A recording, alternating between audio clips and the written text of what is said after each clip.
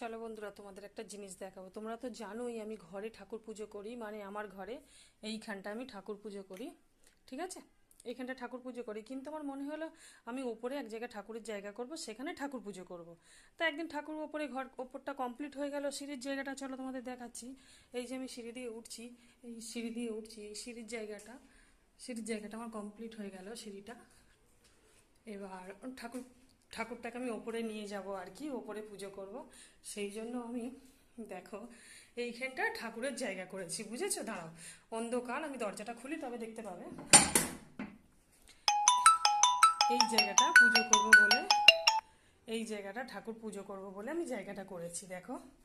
এই যে এইখানটা অন্য জিনিস এখন রেখে দিয়েছি, কিন্তু এইখানটা বসবো, বসে এই জায়গাটা পুজো করব। এই জায়গাটা পুজো করব, কিন্তু এত গরম এইখানটা, দেখো অ্যাডভেস্টার চাল, আমি কটা ঠাকুরের জিনিস এখানে